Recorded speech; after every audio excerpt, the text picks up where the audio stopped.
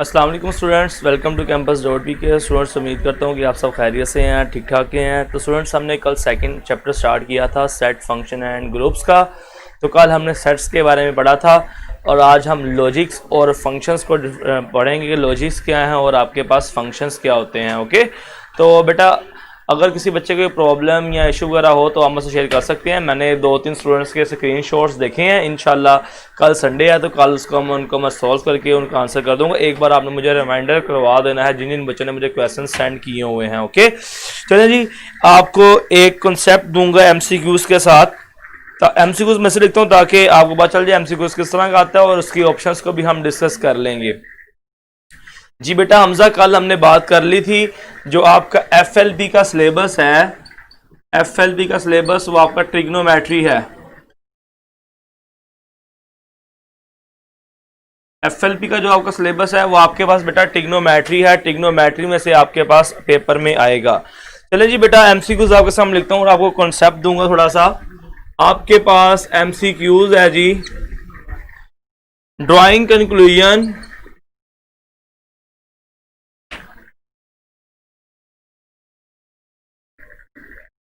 drawing conclusion from premises believed to be true is called। Alpha option है आपके पास induction, beta option है आपके पास deduction, Charlie option आपके पास reasoning and delta option है आपके पास conversion. अब एमसीक्यूज आपके सामने इसलिए लिखा है ताकि आपको 4 डेफिनेशन क्लियर हो जाएंगी आपकी। Drawing conclusion from premises believe to be true, ऐसी चीजों से कंक्लूजन निकालना जिसके ऊपर हमें बिलीव हो कि ये ट्रू है, उसको आप बोलते हो बेटा डिडक्शन। वो क्या होता है आपके पास डिडक्शन, ऐसी चीजें जिनके ऊपर आपका बिलीव हो कि ये बात बिल्कुल दुरुस्त है, उसको आप बोलते हो डिडक्शन। और इंडक्शन क्या होता है आपके पास, जिस चीजों के ऊपर आपके बिलीव ना हो उसको आप इंडक्शन बोलते हो। आपके पास रीजनिंग क्या होती है, आप एक्सपेरिमेंट के थ्रू चीजों को देखते हो, उसको आप रीजनिंग बोलते हो। और कन्वर्जन, आप एक दूसरे के एक्सपीरियंस से जो रिजल्ट निकालते हो उसको आप कन्वर्जन बोलते हैं। 4 डेफिनेशंस, 4 एमसीक्यूज यहां से क्लियर हुए। इन डिडक्शन क्या है, ऐसी चीजें जिनके ऊपर आपका बिलीव हो, उस रिजल्ट निकले उसे आप बोलते हो डिडक्शन। इंडक्शन, जिनके ऊपर आपके पास मे और मे नोट की कहानी हो, वो इंडक्शन। रीजनिंग, जो आप एक्सपेरिमेंट के थ्रू रीजंस बना के सॉल्व करते हो, प्रूफ करते हो, वो रीजनिंग होती है। और कन्वर्जन, जो आप दूसरों के एक्सपीरियंस से सीखते हो, उसको आप कन्वर्जन बोलते हैं। उसके बाद बेटा आपके पास टर्म है जी नेगेशन। नेगेशन आपके पास क्या होता है जी, आपके पास है जी एक पी स्टेटमेंट है, या तो वो ट्रू हो सकती है या फॉल्स। कोई दोस्त एक स्टेटमेंट है, मैंने स्टेटमेंट दे दी जी आज बारिश होगी। 2 पॉसिबिलिटी है, या बारिश होगी या नहीं होगी, या ट्रू होगा या फॉल्स होगा। पी मैंने स्टेटमेंट दे दी, 2 ही पॉसिबिलिटी है, या हो जाएगा या नहीं होगा। तो नेगेशन पी क्या है, अगर आपके पास बारिश हो जाती है तो आपके पास उसको उल्ट कर दोगे फॉल्स, अगर बारिश नहीं होती तो आपका दो ट्रू। उसका उलट को आप बोलते हो जी नेगेशन। ओके, तो ये आपके पास इक्वल होता है जी, नेगेशन पी होता है आपके पास ए का कंप्लीमेंट। ए मैंने यहां पे नोटेशन लगाई है, बेसिकली जो नेगेशन होता है वो कंप्लीमेंट को शो करता है। ओके, नेक्स्ट बेटा आपके पास लॉजिक्स के अंदर क्या होता है जी, लॉजिक्स के अंदर आपके पास है कंजक्शन। कंजक्शन, उसमें क्या होता है आपके पास 2 स्टेटमेंट होती है, एक स्टेटमेंट पी और एक स्टेटमेंट आपके पास Q. True true, false false, true false, true false. जो कंजक्शन का साइन है आपके पास होता है जी पी एंड क्यू। ओके, इसका होता है जी अगर आपके पास कंजक्शन का मतलब क्या होता है, अगर एक भी स्टेटमेंट फॉल्स हो तो आंसर फॉल, दोनों ट्रू हो तो आंसर ट्रू आता है आपके पास। True true true, true false false, false true false, दोनों फॉल, आंसर फॉल। एक भी फॉल हो जाए तो आंसर फॉल। किसके अंदर? कंजंक्शन के अंदर। इसको आप बोलते हो एंड ऑपरेशन। ये आपके पास क्या होता है? And operation. इसको आप एंड का साइन बोलते हो। ये आपके पास क्या है? एंड। तो इसको अगर आप मैट्रिक्स में चाहिए तो आपके पास होता है जी ए इंटरसेक्शन बी।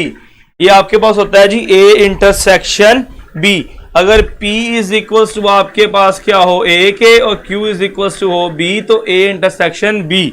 ओके, तो ये आपके पास बेटा कंजंक्शन है जिसको आप एंड ऑपरेशन बोलते हो। बात क्या मतलब कि आपके पास एमसीक्यूज किस तरह आएगा? एमसीक्यूज आपके पास इस तरह आएगा, देखो जी 2 + 2 इज इक्वल टू 4 एंड आपके पास आ गया जी 5 का स्क्वायर इज इक्वल टू 25। नीचे लिखा होगा ट्रू फॉल्स बोथ या नन। तो आपके पास आंसर क्या आएगा जी? ट्रू आ जाएगा। क्यों? ये स्टेटमेंट भी ट्रू है और ये स्टेटमेंट भी ट्रू है। 2 + 2 4 ही होता है, 5 का स्क्वायर 25 ही होता है। अगर ये आ जाए आपके पास 2 + 3 इज इक्वल टू 5 एंड 4 का स्क्वायर इज इक्वल टू 17, तो आंसर आपके पास क्या आएगा? फॉल्स आएगा। ये स्टेटमेंट ट्रू, ये स्टेटमेंट फॉल्स, तो आंसर आपके पास फॉल्स। एक भी स्टेटमेंट फॉल्स तो आंसर फॉल्स। यहां से आपको पता चला कि पेपर में एमसीक्यूज किस तरह आएगा। इस तरह स्टेटमेंट लिखी हुई भी आपके पास आ सकती हैं, 2 स्टेटमेंट। जल्दी से मुझे बताओ बेटा, ये चीज समझ आई है कि पेपर में एमसीक्यूज कंजंक्शन से किस तरह आएगा? इस तरह मैथमेटिकली 2 स्टेटमेंट, अंदर एंड का ऑपरेशन, दोनों ट्रू होंगी तो ट्रू, एक भी फॉल तो फॉल। ओके, जल्दी से मुझे आप अपने कमेंट्स में बताओ और मैं तब तक लिखता हूं जी अगला जो आपके पास है जी डिसजंक्शन। डिसजंक्शन के बारे में हम पढ़ते हैं। इसके अंदर 2 स्टेटमेंट P और Q, true true false false, true false true fall.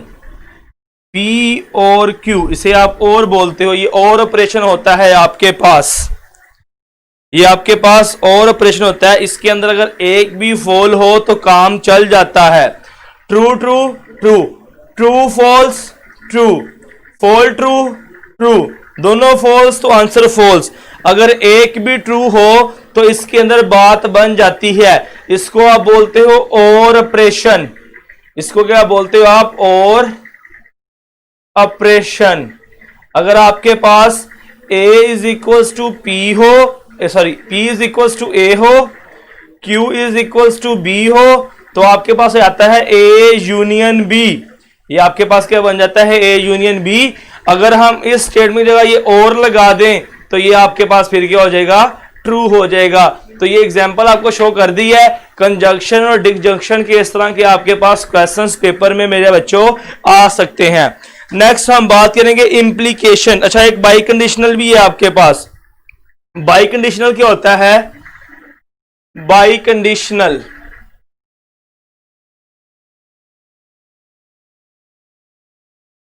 By conditional में अगर आपके पास एक P है और एक आपके पास Q है, true true false false, true false true fall. By condition आपके पास होता है जी P इंप्लाइज Q और Q इंप्लाइज P। दोनों ट्रू हो तो ट्रू, अदरवाइज फॉल्स। दोनों फॉल्स तब भी ट्रू, दोनों ट्रू तब भी ट्रू, अदरवाइज वो आपके पास क्या हो जाता है बेटा? फॉल्स हो जाता है। और एक आपको होता है जी implication. Implication P and Q 2 statement है, true true, true false, false true, false false. P implies Q, जिसके पास जा रहे हैं अगर वो ट्रू हो तो ट्रू, अदरवाइज फॉल्स। जिसके पास आप जा रहे हो वो ट्रू हो तो ट्रू, अदरवाइज बेटा वो क्या हो जाता है जी? फॉल्स हो जाता है। True true true, true false, false false true, true दोनों फॉल तब भी ट्रू, दोनों फॉल्स हो तो तब भी आपके पास आंसर क्या होता है बेटा? ट्रू होता है। ओके, क्लियर बेटा? Implication, by conditional, conjunction, disjunction और नेगेशन, आप सारे बच्चों को क्लियर है। एमसीक्यूज भी समझ आ गए यहां से किस तरह के आएंगे। उसके बाद कुछ डेफिनेशन है। पहली तो डेफिनेशन है प्रेपोजिशन। प्रेपोजिशन क्या होती है? First definition preposition.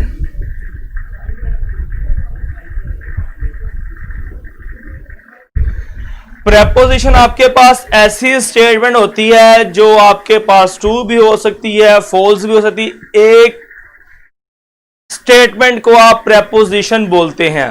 उसके बाद बेटा आपके पास है जी टेटोलॉजी। टेटोलॉजी क्या होती है? ऐसी स्टेटमेंट जो हमेशा ट्रू होती है। ऐसी स्टेटमेंट जो हमेशा ट्रू होती है उसको आप टेटोलॉजी बोलते हैं। उसके बाद बेटा आपके पास है जी अब्सर्डिटी। अब्सर्डिटी क्या होती है? ऐसी स्टेटमेंट जो आपके पास हमेशा फॉल्स होती है उसको आप अब्सर्डिटी बोलते हो। उसके बाद आपके पास है जी कॉन्टीजेंसी। ऐसी स्टेटमेंट जो ट्रू भी हो सकती है और फॉल्स भी हो सकती है, मे और मे नॉट भी, मिक्सर आ जाए, सारी ट्रू हो टेटोलॉजी, सारी फॉल्स हो अब्सर्डिटी, कॉन्टीजेंसी ट्रू भी हो सकती है और फॉल्स भी, मिक्सर इसके अंदर आ जाए। उसके बाद नेक्स्ट आपके पास होता है कन्वर्स। कन्वर्स आपके पास होता है अगर आपके पास P इंप्लाइज Q हो तो इसका जो कन्वर्स होगा आप इसको कर दोगे Q इंप्लाइज P। अगर कोई स्टेटमेंट आपके पास P इंप्लाइज Q है, अगर कोई स्टेटमेंट आपके पास P इंप्लाइज Q है और आपके पास Q इंप्लाइज P हो जाए तो वो होता है कन्वर्स। नेक्स्ट है आपके पास इनवर्स। अगर स्टेटमेंट आपके पास P इंप्लाइज Q ही है, अगर आप दोनों तरफ नेगेशन लगा दो, नेगेशन P नेगेशन Q, तो ये आपके पास आ जाता है जी इनवर्स। ये आपके पास है जी कन्वर्स। और एक होता है कंट्रापोजिटिव। कंट्रापोजिटिव ऐसा होता है अगर आपके पास स्टेटमेंट P इंप्लाइज Q है, आप इनकी जगह भी चेंज कर दो और साथ नेगेशन भी आ जाए, दोनों ऑपरेशन हो जाएं तो आप इसको बोलते हो कंट्रापोजिटिव। ओके, तो ये आपको होपफुली कन्वर्स इनवर्स कंट्रापोजिटिव चीजें सबको क्लियर होनी चाहिए क्योंकि आपने फर्स्ट में इनको अच्छी तरीके से पढ़ रखा है बच्चों। चलें जी बेटा, मुझे बताओ आप सारे बच्चों को लॉजिक्स का टॉपिक क्लियर है? इस पूरे बोर्ड के ऊपर हमने लॉजिक्स का टॉपिक लिखा है जी, लॉजिक्स को सीखा। आप सारे जल्दी से मुझे बताओ आप सारे बच्चों को लॉजिक का टॉपिक क्लियर है? किसी बच्चे को लॉजिक के अंदर प्रॉब्लम तो नहीं है? जल्दी करें बेटा, किसी बच्चे को लॉजिक के अंदर इशू तो नहीं है? जल्दी से बताएं जी। फिर मैं बोर्ड रेस कर रहा हूं और फिर हम बात करेंगे कार्टेशियन प्रोडक्ट और फंक्शन के ऊपर, फिर हम आ जाएंगे। अगुमान बेटा समझ आ रही है आपको? अबू बकर, हिफ्जा, फरवा, हुजैफा, जल्दी से बताओ बेटा आप सारे को लॉजिक का टॉपिक क्लियर? इस पूरे बोर्ड के ऊपर हमने लॉजिक का टॉपिक कवर किया है। आप सारे स्टूडेंट्स को लॉजिक क्लियर है? इंप्लीकेशन, मोमिन बेटा इंप्लीकेशन क्या है?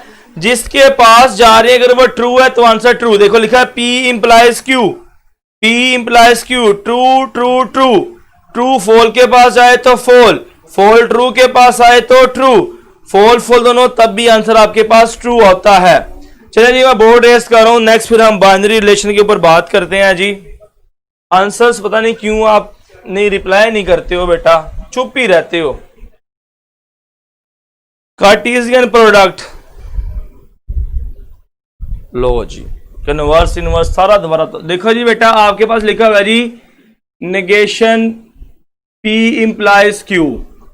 इसका कन्वर्स क्या होगा? आप इनकी जगह चेंज कर दोगे, Q इंप्लाइज नेगेशन P, ये आपके पास आ गया कन्वर्स। ओके, कन्वर्स में क्या होगा? आप जगह चेंज कर दोगे। इनवर्स क्या होता है? आपके पास जहां नेगेशन है हटा दो, जहां नहीं है वहां लगा दो। जहां नेगेशन है वहां हटा दो, जहां नहीं है वहां लगा दो। कंट्रापोजिटिव के आपके पास दोनों चीजें मिक्सचर, जगह भी चेंज नेगेशन भी change. Q implies P, P के साथ नेगेशन था हटा दो, Q के साथ लगा दो। कन्वर्स में जगह चेंज, इनवर्स में नेगेशन चेंज और कंट्रापोजिशन दोनों का मिक्सचर। बात करेंगे कार्टेशियन प्रोडक्ट की।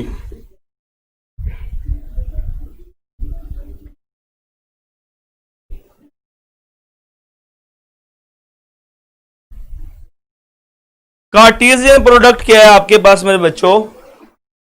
आपके पास दो सेट हो, फॉर एग्जांपल एक सेट है आपके पास ए, जो आपके पास है जी 1 2 3, एक सेट आपके पास बी है जी ए बी सी। दोनों का कार्टेशियन प्रोडक्ट आप शो करते हो A cross B is equals to, आपके पास आएगा जी पहला सेट लें, पहले सेट में आपके पास पहले सबसे पहले क्या आ रहा है 1 आ रहा है, 1 लिख लो। इस 1 को इन तीनों के साथ लिख ले, 1 कोमा ए 1 कोमा बी 1 कोमा सी, उसके बाद 2 पिक कर लें 2 कोमा ए 2 कोमा बी 2 कोमा सी, उसके बाद आप 3 पिक कर लें 3 कोमा ए 3 कोमा बी 3 कोमा सी। ये आपके पास आगे दी कार्टेशियन प्रोडक्ट। हमने हर एक एलिमेंट को दूसरे सेट के साथ हमने इसके पेयर्स बनाने होते हैं, इसको आप बोलते हो जी कार्टेशियन प्रोडक्ट। कार्टेशियन प्रोडक्ट से बेटा आपके पास बनता है रिलेशन। रिलेशन मीन आप इनमें से कोई वैल्यू उठा लो, कोई भी आप उठा लो, कोई चार लिख लो 1 comma B 1 comma C 3 comma B. ये आपके पास क्या है रिलेशन, ये आपके पास क्या आ जाएगा रिलेशन। कोई भी आप इनमें से पेयर्स उठा लो वो आपके पास कहलाता है रिलेशन। कार्टेशियन प्रोडक्ट से बना रिलेशन और कार्टेशियन प्रोडक्ट से ये आपके पास बनता है फंक्शन। अब आपके पास होता क्या है जी, आपके पास इस रिलेशन की डोमेन क्या है? डोमेन आपके पास क्या होती है रिलेशन की? जो आपके पास सेट्स में पहली वाली वैल्यूज आ रही हैं जी 1 1 3 1 3 आपके पास इसकी क्या है डोमेन है। रेंज इसकी क्या है आपके पास बी सी आपके पास इसकी क्या है रेंज है। ओके, आपके पास कार्टेशियन प्रोडक्ट से बनता है रिलेशन और रिलेशन की डोमेन और रेंज। पहले वाले एलिमेंट्स आपके पास डोमेन कहलाते हैं, दूसरे वाले एलिमेंट आपके पास रेंज कहलाते हैं। फंक्शन क्या होता है कि आप इस कार्टेशियन प्रोडक्ट से ऐसा रिलेशन बनाओ। देखिए जी कैसा रिलेशन, आप इस कार्टेशियन प्रोडक्ट से ऐसा रिलेशन बनाओ 1a 2a 3b, ऐसा रिलेशन बनाओ। कार्टेशियन प्रोडक्ट से ऐसा रिलेशन बनाओ जिसमें डोमेन के एलिमेंट रिपीट ना हो, तो वो आपके पास वो रिलेशन फंक्शन कहलाता है। देखें जी यहां पे डोमेन देखें क्या आती है 1 2 3, कोई भी एलिमेंट रिपीट नहीं हुआ तो ये आपके पास डोमेन। और रेंज यहां पे क्या आएगी आपके पास ए बी आपके पास क्या आ गई जी रेंज आ गई। बेटा बात समझ आई है? जल्दी से हैंड रेस करो। आपको कार्टेशियन प्रोडक्ट से रिलेशन और रिलेशन से आगे फंक्शन समझ आया है? आपके पास कार्टेशियन प्रोडक्ट क्या होता है, आपके पास दो सेट हो तो हमने उसके ऑल पॉसिबल पेयर्स लिखने होते हैं। आप यहां से एक एलिमेंट उठाते हो तीनों के साथ लिख लेते हो, फिर यहां से उठाते हो तीनों के साथ लिख लेते हो, फिर तीसरा तीनों के साथ लिख लेते हो। ये पॉसिबल आपके पास आउटकम्स आ गई।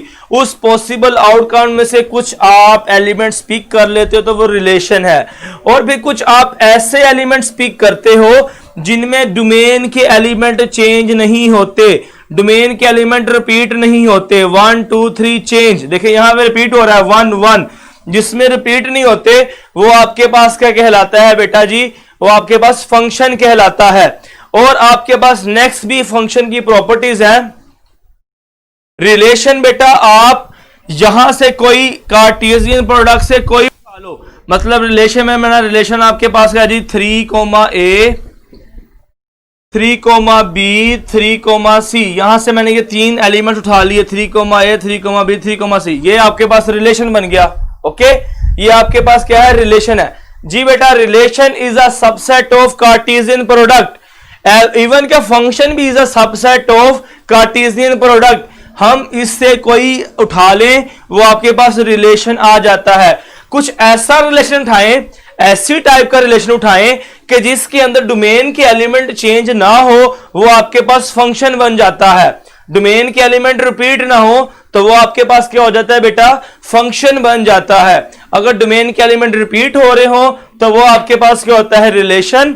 अगर डोमेन के एलिमेंट रिपीट ना हो रहे हो तो वो आपके पास क्या होता है जी, रिलेशन। और उसके बाद अगर आपके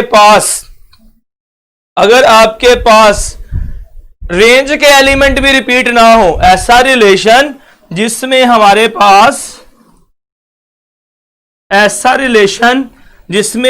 पास रेंज के एलिमेंट भी रिपीट ना हो,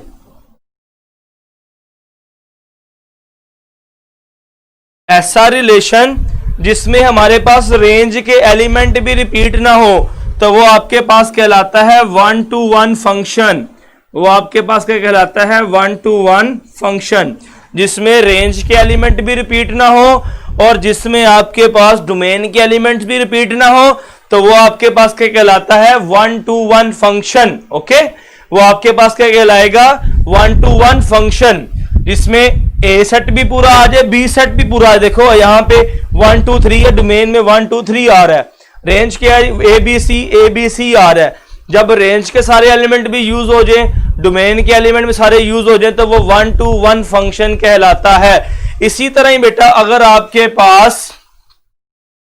आपके पास इस रिलेशन में से मैं ये फंक्शन उठा लूं, देखें जरा, आपके पास इस कार्टेशियन प्रोडक्ट से ये फंक्शन उठा लूं, 1 कोमा आपके पास आता है जी ए, 1 कोमा आपके पास आ गया 2 कोमा बी, और आपके पास आ जाए 3 कोमा फिर अगेन ए आ जाए, तो ये आपके पास फंक्शन है। क्योंकि डोमेन के एलिमेंट चेंज नहीं हो रहे, ये आपके पास फंक्शन है, ये आपके पास इनटू फंक्शन है।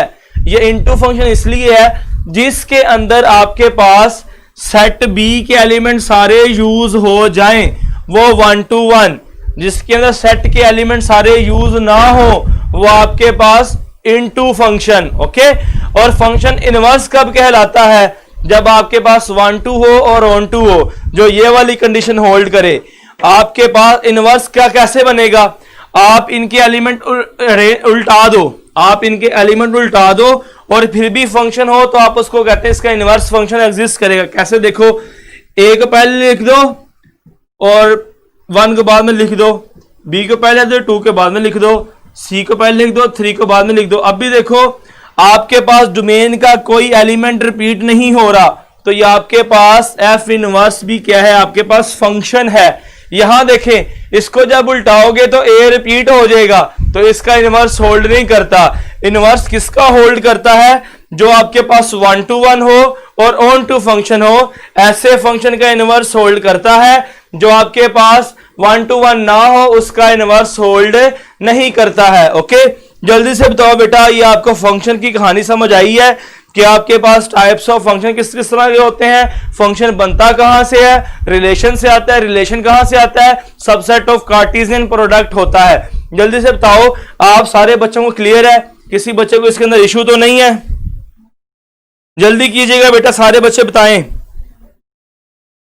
Cartesian product, relation, function, inverse of function, सारे बच्चों को क्लियर? ये आपने बुक से बेटा लाजमी रीड करना है, बुक से आपने इन चीजों को लाजमी रीड कर लेना है ताकि आपका ये और कंफर्म हो जाए, पक्का हो जाए। चलें जी, फिर आप हम सबसे इंपॉर्टेंट पोर्शन की तरफ चलेंगे, ग्रुप का पोर्शन, जो कि बहुत इंपॉर्टेंट पोर्शन है एंटी टेस्ट के एमसीक्यूज के लिहाज से भी। पहले जरा मैं आपको जल्दी से थोड़ा सा हिंट दूंगा, फिर हम उससे रिलेटेड एमसीक्यूज को सॉल्व करेंगे। ओके, एमसीक्यूज को देखेंगे, बड़े इंपॉर्टेंट एमसीक्यूज हैं। अगर हम आज भी इसको कवर ना कर सके तो कोई नहीं, हम कल भी कर सकते हैं, कोई इश्यू वाली बात नहीं कि हमने आज ही इस चैप्टर को कंप्लीट करना है।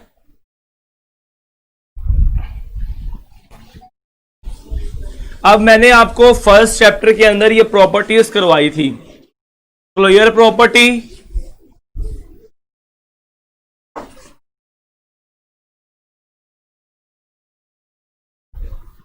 मैंने आपको बेटा फर्स्ट चैप्टर के अंदर ये आया था जी, दो तरह की थी, एक एडिशन लॉ और एक थे मल्टीप्लिकेशन लॉ। मैंने आपको closure property with respect to addition, with respect to multiplication बताई थी, फिर मैंने आपको एसोसिएटिव बताई थी, इधर भी उधर भी एसोसिएटिव दोनों मैंने सिखाई थी आपको। फिर उसके बाद हमने देखा था आइडेंटिटी, एडिटिव आइडेंटिटी देखी थी हमने, और हमने मल्टीप्लिकेटिव आइडेंटिटी भी देखी थी। उसके बाद हमने मल्टीप्लिकेटिव इनवर्स और एडिटिव इनवर्स भी देखा था।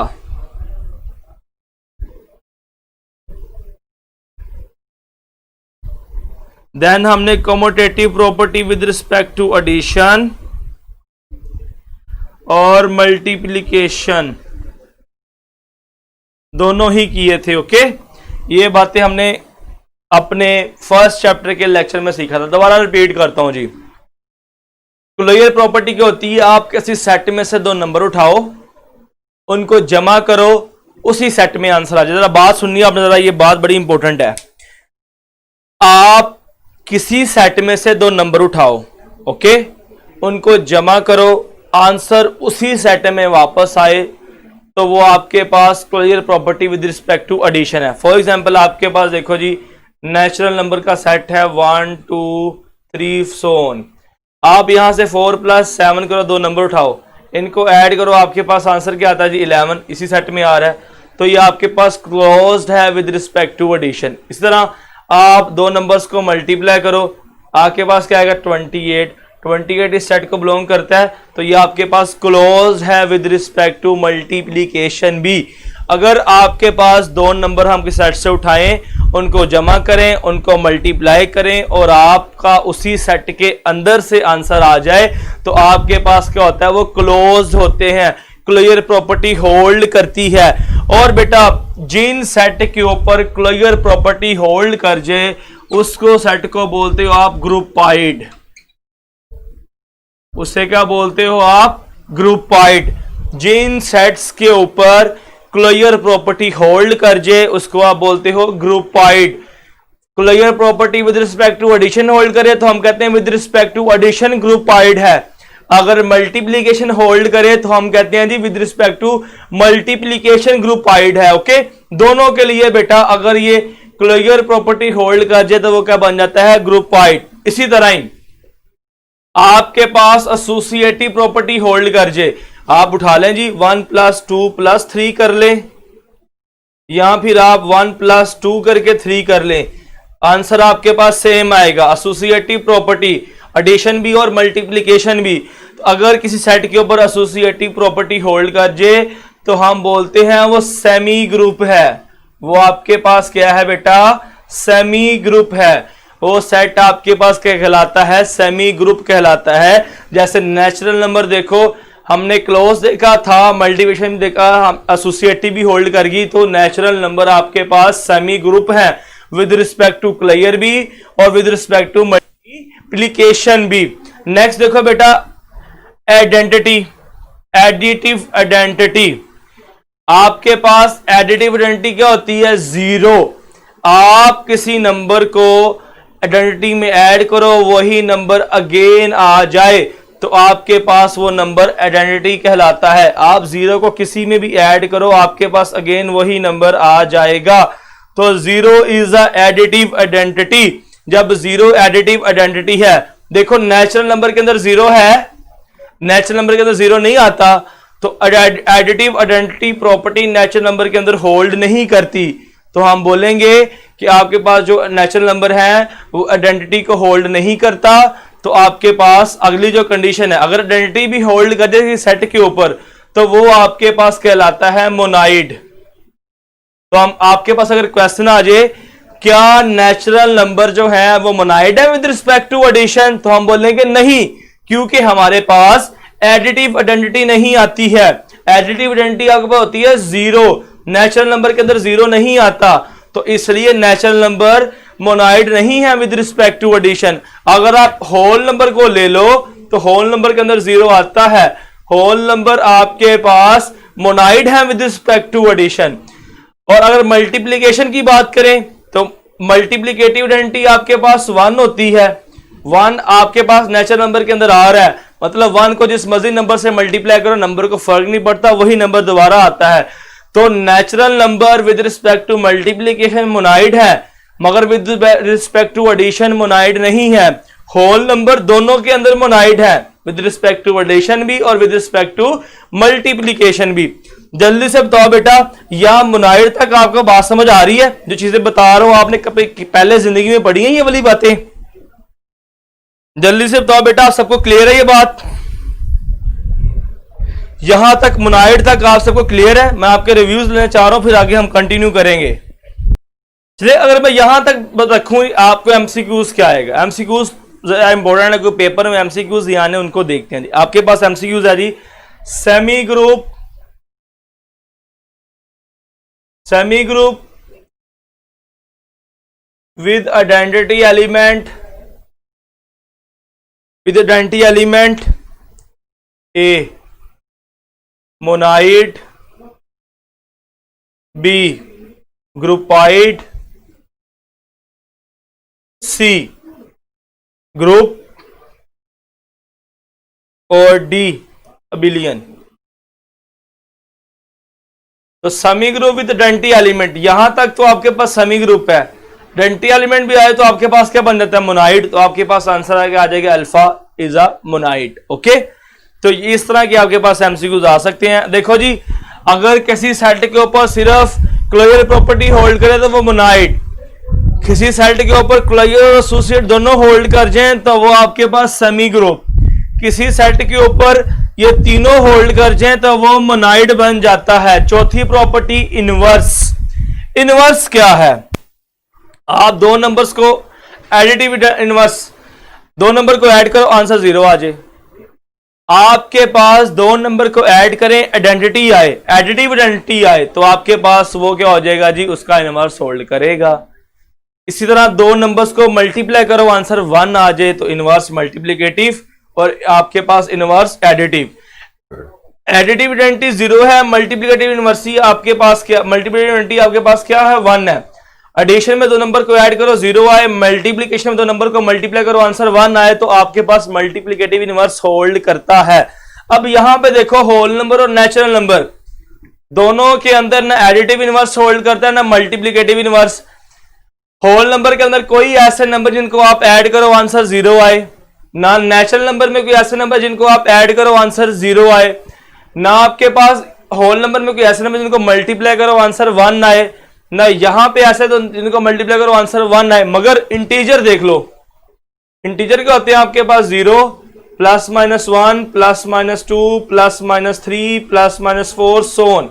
दो नंबर को ऐड करो आंसर 0, दो को ऐड करो आंसर 0, दो को ऐड करो आंसर 0, दो को ऐड करो आंसर 0। इसके हर किसी दो नंबर्स को ऐड करोगे तो आंसर 0 आएगा। मतलब इंटीजर्स के अंदर मल्टीप्लिकेटिव इनवर्स होल्ड करता है, मगर सॉरी एडिटिव इनवर्स होल्ड करता है, मगर मल्टीप्लिकेटिव इनवर्स होल्ड नहीं करता। आप दो नंबर्स को मल्टीप्लाई करो आंसर 1 नहीं आएगा। तो आपके पास अगर किसी सेट के ऊपर इनवर्स होल्ड कर जाए तो वो आपके पास ग्रुप कहलाता है, वो आपके पास ग्रुप कहलाता है। तो integers with respect to addition group है, मगर with respect to multiplication group नहीं है। ओके, अर्गुमान बेटा ऊंची बोल रहा हूं मगर पढ़ा बड़ा स्लो हो रहा हूं। चले ठीक है, मैं स्लो कर लेता हूं बेटा। हमने क्या कहा कि आपके पास दो नंबर्स को ऐड करो आंसर 0 आ जाए तो वो आपके पास उनका इनवर्स होल्ड करता है। अगर हम दो नंबर्स को ऐड करें आंसर आइडेंटिटी आए तो मतलब इनवर्स होल्ड करता है। अगर आप दो नंबर्स को मल्टीप्लाई करो आंसर 1 आए, मल्टीप्लिकेटिव आइडेंटिटी आए तो मतलब मल्टीप्लिकेटिव इनवर्स होल्ड करता है। इसी तरह ही एडिशन के अंदर, इसी तरह ही मल्टीप्लिकेशन के अंदर अगर आप यहां से इंटीजर्स को देखो, यहां पे आप कोई से दो नंबर लो आंसर 0 आएगा। +1 -1 0 +2 -2 0 +3 -3 आंसर 0। तो आपके पास यहां पे हर पूरे सेट के अंदर दो नंबर्स को ऐड करो आंसर 0 आ रहा है, तो आपके पास multiplicative inverse with respect to addition hold कर रहा है। तो आपके पास इंटीजर ग्रुप है विद रिस्पेक्ट टू एडिशन। मगर हम मल्टीप्लिकेशन को देखें तो दो नंबर्स को मल्टीप्लाई करें, आंसर आपके पास 1 नहीं आता। आपके पास यहाँ पे -4 आ जाएगा, यहाँ पे -9, यहाँ पे -16। तो इसलिए मल्टीप्लिकेटिव इनवर्स होल्ड नहीं करता। इंटीजर्स आपके पास with respect to addition group है, मगर विद रिस्पेक्ट टू मल्टीप्लिकेशन आपके पास जस्ट मोनाइड है। तो अगर किसी सेट के ऊपर ये चारों प्रॉपर्टीज होल्ड कर जाएं तो वो आपके पास हो जाएगा विद ग्रुप हो जाएगा। अगर चारों प्रॉपर्टीज होल्ड कर जाएं वो क्या हो जाएगा आपके पास ग्रुप। अगर विद रिस्पेक्ट टू एडिशन चारों प्रॉपर्टी होल्ड करें तो वो ग्रुप होगा विद रिस्पेक्ट टू एडिशन। अगर विद रिस्पेक्ट टू मल्टीप्लिकेशन चारों प्रॉपर्टीज होल्ड करें तो वो ग्रुप होगा with respect to multiplication. Okay, next बेटा आपके पास है कॉमोटेटिव प्रॉपर्टी। कॉमोटेटिव प्रॉपर्टी आपको पता है a plus B is equal to B plus C. तो आपके पास अगर किसी सेट के ऊपर कॉमोटेटिव प्रॉपर्टी भी होल्ड कर जाए तो वो आपके पास अबिलियन ग्रुप कहलाता है। वो क्या बन जाता है आपके पास abelian group. Okay, abelian group with respect to addition अलग होगा, विद रिस्पेक्ट टू मल्टीप्लिकेशन आपके पास क्या होगा अलग होगा। इसी तरह ही अगर किसी सेट के ऊपर विद रिस्पेक्ट टू एडिशन भी सारी प्रॉपर्टीज होल्ड कर जाएं, विद रिस्पेक्ट टू मल्टीप्लिकेशन भी सारी प्रॉपर्टीज होल्ड कर जाएं और distributive property a into B plus C is equal to A B plus A C, या फिर आपके पास बेटा a plus B C is equal to A C plus B C, distributive left distributive property या फिर right distributive property भी hold कर जाए। 10 प्रॉपर्टीज ये 5 ये 5 ये और 2 ये सारी की सारी प्रॉपर्टीज की सेट के ऊपर होल्ड कर जाए तो हम उसको बोलते हैं फील्ड। ये मैंने बात आपको फर्स्ट चैप्टर के अंदर भी बताई थी, उसको क्या बोलते हो आप फील्ड। अब आपके पास जो रियल नंबर्स हैं, रियल नंबर्स कॉम्प्लेक्स नंबर, ये दोनों फील्ड हैं। ये ग्रुप होते हैं विद रिस्पेक्ट टू एडिशन भी, विद रिस्पेक्ट टू मल्टीप्लिकेशन भी, और इनके ऊपर आपके पास डिस्ट्रीब्यूटिव प्रॉपर्टी भी होल्ड करती है। तो ये आपके पास बच्चा क्या है फील्ड है। दोनों सेट आपके पास क्या है जी फील्ड हैं। चलिए जी बेटा जल्दी से बताएं, आपको सारी बात समझ आ गई है? किसी बच्चे को इसके अंदर इश्यू तो नहीं है?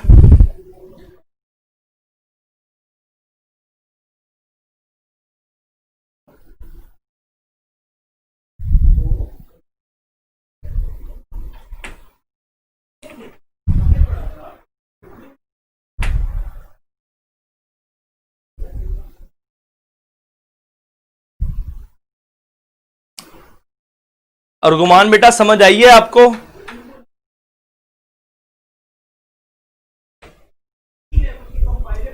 जल्दी कीजिएगा मेरे बच्चों, जल्दी से मुझे बताएं आप सबको क्लियर है?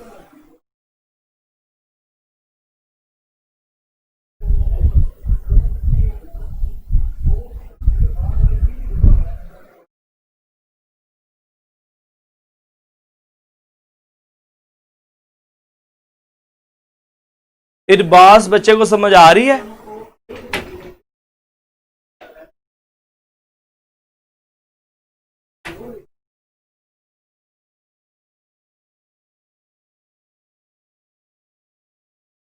चलें जी बेटा, अब हम बात करेंगे मॉडुलो क्लास। लास्ट टॉपिक है हमारा चैप्टर नंबर 2 का।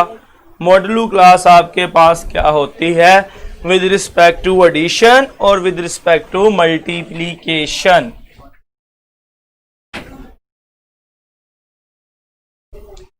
बस एक चीज आपने याद रखनी है, मैंने आपको बताया एडिटिव आइडेंटिटी क्या है 0, मल्टीप्लिकेटिव आइडेंटिटी क्या है 1। दो नंबर्स को ऐड करो, आंसर 0 आए तो वो दोनों आपस में एडिटिव इनवर्स हैं। दो नंबर्स को मल्टीप्लाई करो, आंसर 1 आए तो वो दोनों नंबर आपस में क्या है मल्टीप्लिकेटिव इनवर्स हैं। ये चीज आपने याद रखनी है। बाकी बेटा बातें क्लियर, दोबारा बताता हूं कौन सी चीज याद रखनी है। एडिटिव आइडेंटिटी 0, दो नंबर्स को ऐड करो, आंसर 0 आए तो वो दोनों आपस में क्या है एडिटिव इनवर्स। मल्टीप्लिकेटिव इनवर्सी 1, दो नंबर्स को मल्टीप्लाई करो, आंसर 1 आए तो वो दोनों आपस में क्या है मल्टीप्लिकेटिव इनवर्स। ये चीज आपने बस याद रखनी है। अब मॉडुलो क्लास देखते हैं जी। मॉडुलो क्लास क्या होती है मैं बताता हूं जी। Mod class 3। मोड क्लास 3 बेटा आपके पास होती है 0 1 2, जो नंबर होगा उससे एक कम। मोड क्लास 5 आपके पास क्या आ जाएगी 0 1 2 3 4, जो यहां पे होगा उससे एक कम अंदर सेट के अंदर आ जाएगी। अब विद रिस्पेक्ट टू एडिशन और विद रिस्पेक्ट टू मल्टीप्लीकेशन इसको चेक करते हैं हम किस तरह बनाएंगे मॉड्यूलो क्लास। मॉड्यूलो क्लास आपके पास सारे के सारे ग्रुप होते हैं विद रिस्पेक्ट टू एडिशन भी और विद रिस्पेक्ट टू मल्टीप्लीकेशन भी। हम इसका सेट कैसे बनाएंगे देखें जी, चलो इससे सीखें, बड़े बड़े सेट से आपको समझ आ जाएगी। जो आपके पास नंबर इसको लिख लो 0 1 2 3 4, हॉरिजॉन्टल भी लिख लें और इसको वर्टिकल भी लिख लें 0 1 2 3 4। ये आपके पास बेटा आ गया जी हॉरिजॉन्टल भी और वर्टिकल भी। अब हमने इसको देखना है विद रिस्पेक्ट टू एडिशन और विद रिस्पेक्ट टू मल्टीप्लीकेशन। पहले हम इसको विद रिस्पेक्ट टू एडिशन देख लेते हैं जी। 0 को 0 में ऐड करो 0, 0 को 1 में ऐड करो 1, 0 को 2 में ऐड करो 2, 0 को 3 में ऐड करो 3, 0 को 4 में ऐड करो 4, 1 को 0 में ऐड करो 1 1 1 2 1 2 3 1 3 4 1 4 5। हम यहां पे नहीं लिखेंगे, हम यहां पे 4 से कोई बड़ी वैल्यू ही नहीं लिखेंगे। मॉड्यूलो क्लास क्या है, ये 5 है। आपके पास 1 + 4 कितना आ गया 5, 1 + 4 आपके पास 5 आ गया। जितनी मॉड्यूलो क्लास होगी उतने में से इसको माइनस कर दोगे, कितनी है 5 है, 5 - 5 आपके पास आ जाएगा 0, यहां आ गया जी 0। समझ आई बेटा? नेक्स्ट करें आपको और क्लियर हो जाएगा। 2 + 0 2, 2 + 1 3, 2 + 2 4, 2 + 3 2 + 3 आपके पास 5 आ गया, इसको -5 कर दें, आंसर 0। 2 + 4 आपके पास क्या आएगा 6, -5 कर दे, आंसर आपके पास क्या आ जाएगा जी 1। ओके, नेक्स्ट देखें 3 + 0 3, 3 + 1 4, 3 + 2 5 आता है, -5 कर दोगे 0। 3 + 3 6 आता है, 6 - 5 1। 3 + 4 7 आता है, 7 - 5 आपके पास आ जाएगा 2। नेक्स्ट आपके पास 4 4 1 5, 5 - 5 0। 4 + 2 6, 6 - 5 1। 4 + 3 7, 7 - 5 2।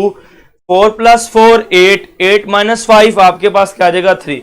यह आपने टेबल बना लिया मॉड्यूलो क्लास का, क्लोज्ड है, अंडर क्लियर है। आप देखो आपने इस सेट के हर एलिमेंट को आपस में ऐड किया, आंसर उस सेट के अंदर ही आ रहा है, आपके पास आंसर बाहर नहीं गया, तो ये क्लोज्ड हो गया। एसोसिएटिव प्रॉपर्टी तो आपको पता होल्ड करती ही करती है। अब एडिटिव आइडेंटिटी क्या है, 0 होती है, 0 मौजूद है, तो आपके पास एडिटिव आइडेंटिटी भी है। एडिटिव इनवर्स क्या होगा, ये बात इंपॉर्टेंट है कि यहां पे आपके पास एडिटिव इनवर्स क्या होगा। देखें जी, फरवा बेटा मॉड्यूलो क्लास 5 है, जौन सी मॉड्यूलो क्लास होगी आपने उसमें से इसको माइनस करना होता है। अगर 6 होती तो आप 6 में से माइनस कर लेते, अगर 7 होता तो आप 7 में से माइनस कर लेते, 3 होता तो आप 3 में से माइनस कर लेते। जौन सी आपके पास मॉड्यूलो क्लास होगी आपने उसमें से उसको माइनस कर देना होता है। चलिए जी, आपके पास क्लियर क्लोज होगा क्योंकि सारे नंबर सेट के अंदर ही है, कि सेट से बाहर कोई आंसर नहीं गया। दूसरा, एसोसिएटिव प्रॉपर्टी हर जगह होल्ड करती है। एडिटिव आइडेंटिटी भी है, एडिटिव आइडेंटिटी क्या होती है 0 0 भी यहां पे मौजूद नजर आ रहा है आपको हर रो के अंदर। अब आपके पास एडिटिव इनवर्स क्या है, देखो जी किन दो को ऐड करने से आंसर 0 आ रहा है। देखो जी आपके पास ये 0 किस तरह आया है, 1 और 4 को ऐड करने से 0 आया है। 1 और 4 आपस में एडिटिव इनवर्स हैं, 1 4 का इनवर्स, 4 1 का इनवर्स। उस देखें जी ये 0 किस तरह आया है, 2 और 3 को ऐड करने से आया, 2 + 3 = 0। 2 3 का इनवर्स, 3 2 का इनवर्स। उसके बाद ये 0 2 3 को ऐड, ये 0 किस तरह आया है, 3 + 2 होगी बात। ये आपके पास 0 किस तरह आया जी, 4 + 1 बात होगी जी। आपके पास 1 का इनवर्स 4, 4 का इनवर्स 1, 2 का इनवर्स 3, 3 का इनवर्स 2, मल्टी आपके पास हर नंबर का इनवर्स भी आ गया। उसके बाद आपके पास फरवा बेटा ये मोड क्लास, ये जो हम बना रहे हैं ये मोड क्लास है, इसको आप मॉडुलो क्लास बोलते हो। ये मॉडुलो क्लास है आपके पास जो हम बनाई है अभी हमने। उसके बाद बेटा कमोटेटिव प्रॉपर्टी आपको पता है हर सेट के ऊपर होल्ड करती है। जब कमोटेटिव प्रॉपर्टी भी होल्ड करती है तो ये आपके पास क्या हो गया, आपके पास अबिलियन ग्रुप हो गया। ये आपके पास क्लियर था तो ग्रुपाइड हो गया, एसोसिएटिव था तो सेमी ग्रुप हो गया, एडिटिव आइडेंटिटी थी तो मोनाइड हो गया, इनवर्स था तो आपके पास ग्रुप आ गया, कमोटेटिव भी है तो ये आपके पास क्या हो गया, अबिलियन ग्रुप हो गया। ओके, मोड क्लास बेटा मैंने आपके सामने बनाई है, इसको आप मोड क्लास बोलते हो। इस सेट को, इस टेबल को आप मोड क्लास बोलते हैं। जल्दी से बताएं बेटा, आप सबको क्लियर है? किसी बच्चे को इस मोड क्लास के अंदर इशू तो नहीं है? मल्टीप्लिकेशन के अंदर भी आप इसी तरह ही बनाओगे।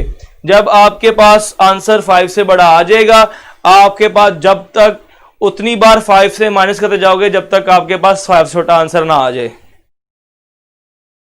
जी क्लियर है बेटा? किसी बच्चे को इशू तो नहीं मोड क्लास के अंदर?